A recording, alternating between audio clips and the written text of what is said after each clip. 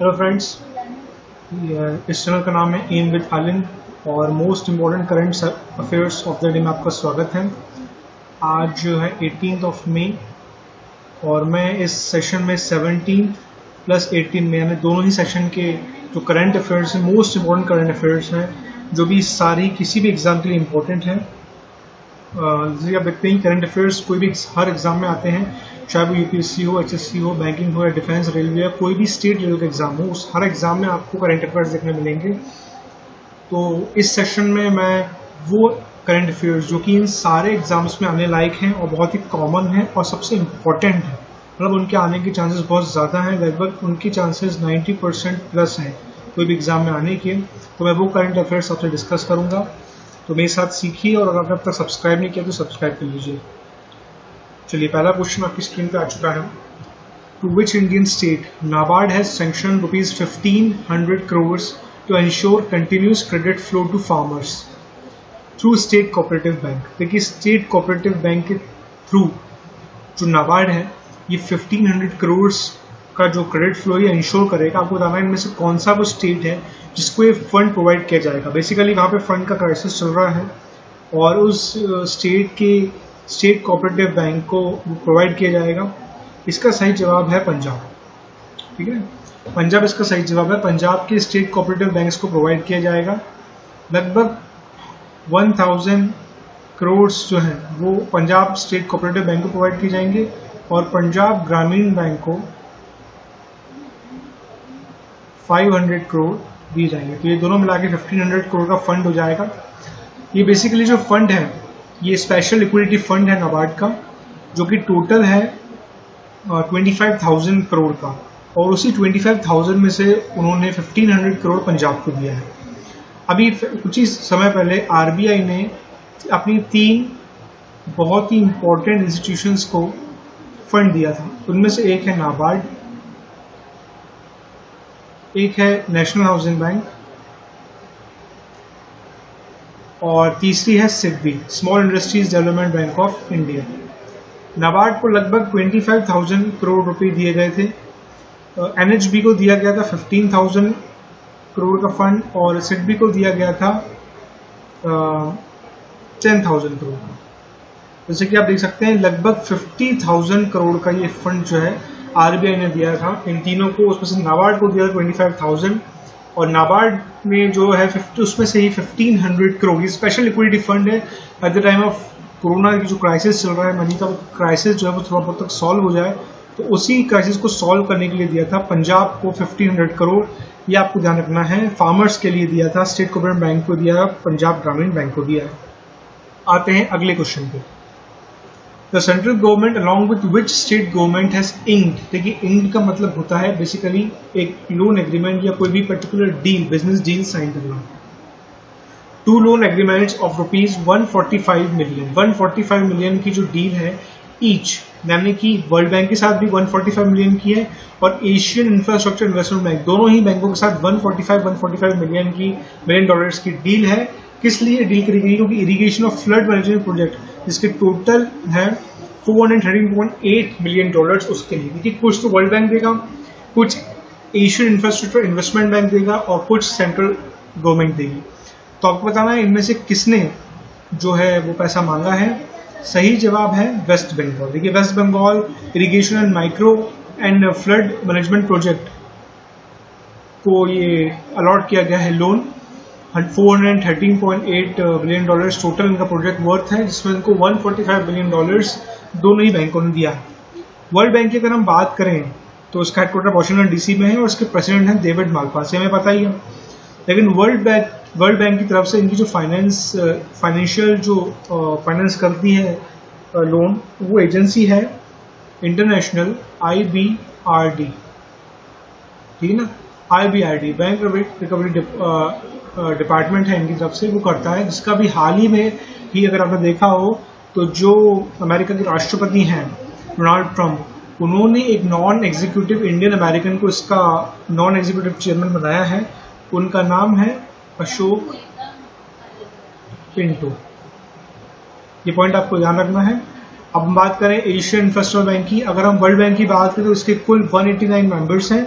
और अगर हम बात करें एशियन इंफ्रास्ट्रक्चर इन्वेस्टमेंट बैंक की, जिसका हेडक्वार्टर है बीजिंग, चाइना, इसके अभी फिलहाल में 102 मेंबर्स हैं और जॉन लिक्विन इसके चेयरमैन। तो ये सारे पॉइंट्स आपको ध्यान रखना है। वेस्ट बंगाल ने साइन किया है एग्रीमेंट, काफ़ी इंपॉर्टेंट है आपके एग्जाम के लिए। इरिगेशन फ्लड मैनेजमेंट प्रोजेक्ट है। और अगर हम वेस्ट बंगाल की बात करें तो अभी वेस्ट बंगाल ने एक ऐप डाउनलोड किया था, एग्जिट प्लान ऐप। इस ऐप के थ्रू जो लोग भी फंस गए हैं दूसरे प्रदेश के वेस्ट बंगाल में, वो वहाँ से इस ऐप को यूज करके वहाँ से निकल सकते हैं। गवर्नमेंट उनकी हेल्प करेगी।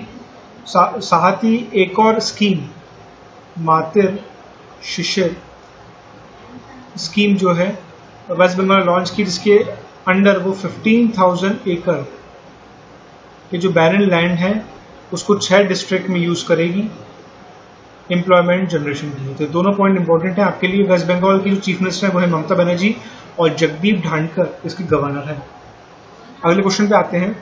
Central government is allotted 20,000 crore, लगभग 20,000 करोड़ रुपए अलॉट किए गए हैं for development of marine and inland fisheries. देखिए इंपॉर्टेंट है, मैरीन सेक्टर और इनलैंड फिशरीज के लिए उन्होंने लगभग 20,000 करोड़ का फंड अलॉकेट किया है। आपको बताना है किसके अंडर आती है, तो ये आती है प्रधानमंत्री मत्स्य संपदा, मत्स्य मतलब मछली, मत्स्य संपदा योजना, मछली का जो एक तरह से उनकी मैनेजमेंट है उसके अंदर आती है। तो प्रधानमंत्री मत्स्य संपदा योजना के अंदर आती है मैरीन और इनलैंड फिशरीज। अभी हाल ही में खबर आई थी, जो किसान विकास पत्र हैं आपके, अभी उसमें हाल ही में फिशरमैन और वो लोग जो एनिमल हस्बेंड्री में काम करते हैं उनको भी किसानों के साथ इंक्लूड किया गया है। तो ये एक इंपॉर्टेंट न्यूज आपके लिए। प्रधानमंत्री मत्स्य संपदा योजना आपको ध्यान रखना है। डेवलपमेंट फंड है जो मैरीन और इनलैंड फिशरीज का, वो है 20,000 करोड़ का। सेंट्रल गवर्नमेंट ने अलॉकेट किया है कितना फंड, किस चीज को फंड करने के लिए, एग्रीकल्चर इंफ्रास्ट्रक्चर प्रोजेक्ट्स को at farm gate and agriculture points. मतलब बहुत ही ज्यादा इंपॉर्टेंट है ये मैनेज किया जाएगा नाबार्ड के द्वारा। और आपको बताना है कितना फंड है जो अलॉकेट किया गया है सेंट्रल गवर्नमेंट के द्वारा। बेसिकली ये वो पॉइंट्स रहते हैं जहां भी एग्रीकल्चर या जो फार्मर्स हैं उनको जहां भी लूप होल्स होंगे उसको पूरा करने के लिए देखिए एग्रीकल्चर पॉइंट्स बनेंगे। और ये फार्म गेट मतलब वहां पे जहां पे सबसे ज्यादा जरूरत है फार्मर्स को, तो उसको कितना फंड बनाएगा, तो ये फंड है 1 लाख करोड़ रुपए का, ध्यान रखिएगा, ठीक है ना। नाबार्ड के चेयरमैन है हर्ष कुमार भनवाला और इसका हेडक्वार्टर है मुंबई में। ये दोनों पॉइंट्स ध्यान रखना। राजेश कुमार छिब्बर इज रीअपॉइंटेड, इनको वापस से रीअपॉइंट किया गया है as chairman of Jammu and Kashmir bank for 3 year. क्योंकि 3 साल के लिए इनको वापस से रीअपॉइंट किया गया है। नाम देख लीजिए, आर के छिब्बर या राजेश कुमार छिब्बर। आपको उस पर्सन का नाम बताना है who has been appointed as MD of Jammu and Kashmir bank. कौन से व्यक्ति को इनमें से मैनेजिंग डायरेक्टर बनाया गया है जम्मू एंड कश्मीर बैंक का? सही जवाब है जुबैर इकबाल। जुबैर इकबाल को जम्मू एंड कश्मीर बैंक का मैनेजिंग डायरेक्टर बनाया गया है। हाल ही में अभी सेबी ने कहा था कि सारे जितने भी फॉर्च्यून 500 कंपनीज है भारत की, उनको अपने एमडी और सीईओ जो है या फिर चेयरमैन जो है उनकी जो पोस्ट है वो अलग अलग करनी पड़ेगी। और उसके लिए डेडलाइन जो सेबी ने दी है वो है मार्च 2022 तक कर दिया है। ये मार्च 2022 तक ये करना है सारी 500 कंपनीज को। उसमें बैंक्स भी आते हैं और वो कंपनीज लार्ज कॉर्पोरेट्स भी आते हैं। तो ये सेबी ने कहा है, यानी सेबी कौन है? Security exchange board of India, security exchange board of India, ठीक है। चलिए अगले क्वेश्चन पे आते हैं। Name the person who headed the group of ministers panel which proposes land pooling to corporatise agriculture and merging MNREGA with skill programming. देखिए आपको उस बेसिकली बहुत सारे ग्रुप ऑफ मिनिस्टर्स का एक पैनल बना था, उन्होंने लैंड पूलिंग को प्रपोज किया है। किस लिए? ताकि जो एग्रीकल्चर इंडस्ट्री से कॉर्पोरेटाइज किया जाए और जो मनरेगा चल रहा है उससे स्किलिंग प्रोग्राम है, जो अभी डिजिटल स्किल इंडिया इस तरह के प्रोग्राम से साथ मर्ज किया जाए। मनरेगा आप जानते हैं महात्मा गांधी नेशनल रोजगार गारंटी एक्ट है, ये इसके थ्रू लोगों को रोजगार मिलता है। अभी हाल ही में मनरेगा की बात भी आई थी कि 162 रुपीज जो पर डे मिलता है उसको बढ़ा के 202 रुपीज कर दिया है मनरेगा में। साथ ही मनरेगा की अभी हाल ही में एक रिपोर्ट आई थी जिसमें कि छत्तीसगढ़ ने टॉप किया था सबसे ज्यादा लोगों को रोजगार देना मनरेगा एक्ट के तहत। लगभग 18 लाख लोगों को रोजगार मिला था इसके तहत। तो आपको पहले भी बताना है इस क्वेश्चन में कि उस ग्रुप ऑफ मिनिस्टर्स को हेड किसने किया, जिसने ये प्रपोज किया है लैंड पूलिंग को। तो सही जवाब है थावर चंद गहलोत। ये सोशल जस्टिस मिनिस्टर है, ध्यान रखिएगा, सोशल जस्टिस मिनिस्टर हैं, ये मध्य प्रदेश से आते हैं। ठीक है, ये इम्पोर्टेंट पॉइंट बनेगा दोस्तों, थावर चंद गहलोत उनका नाम है। बेसिकली इसलिए किया जा रहा है ये कॉर्पोरेटाइज एग्रीकल्चर को, इसलिए किया जा रहा है ताकि ईपीएफओ या फिर इस तरह के जो इंश्योरेंस सेक्टर है, जो कि डेली वेज लेबरर्स, जो कि बेसिकली अनऑर्गेनाइज सेक्टर में काम करने वाले लेबर्स हैं, उनको एक तरह से इनकम गारंटी या उनको एक सेफ्टी प्रोवाइड की जाएगी मनी को इन सारी स्कीम्स के थ्रू, इसलिए इसको कॉर्पोरेटाइज किया जा रहा है। अगला सवाल है, name the person who heads the 5 member high powered committee formed by Andhra Pradesh government to investigate leakage of stearine gas from the LG Polymers India Limited in Visakhapatnam. आपने इसे देखा होगा अभी हाल ही में आंध्र प्रदेश में विशाखापट्टनम में स्टीयरिन गैस फैल गई, जिससे काफ़ी लोगों की हादसे में मौत भी हो गई थी। तो उस हादसे की प्रॉपर जांच करने के लिए 5 member हाई पावर्ड कमेटी बनाई है, जिसको विदिन 1 month अपनी रिपोर्ट सबमिट करनी है। उस हाई पावर्ड कमेटी को हेड कौन करेगा आपको बताना है, तो उसको हेड करेंगे नीरव कुमार प्रसाद। ठीक है, जैसे कि आप जानते हैं कि जगन मोहन रेड्डी जो हैं वो चीफ मिनिस्टर हैं आंध्र प्रदेश के, और बहुत ही फास्ट एक्शन लेते हैं। उन्होंने एक 21 डेज, अगर कोई भी वुमन अब्यूज होता है आंध्र प्रदेश में, तो विदिन 21 डेज में ही आपको उसका केस सॉल्व करना होगा। तो काफ़ी ज़्यादा सतर्क और काफ़ी ज़्यादा यंग है जगन मोहन रेड्डी, और उसी प्रकार से वो डिसीजन भी लेते हैं। नीरव कुमार प्रसाद उस 5 member हाई पावर्ड कमेटी के हेड होंगे, जो कि पता लगाएगा कि वो हादसा के पीछे क्या हुआ था और कैसे वो हादसा एक तरह से बहुत ही ज़्यादा इम्पोर्टेंट न्यूज़ हमारे लिए बन भी जाती है एग्जाम के लिए, और वो उसका पता लगाएगा। चलिए अगले हम न्यूज़ पे आते हैं। What is the cost of defence testing infrastructure scheme?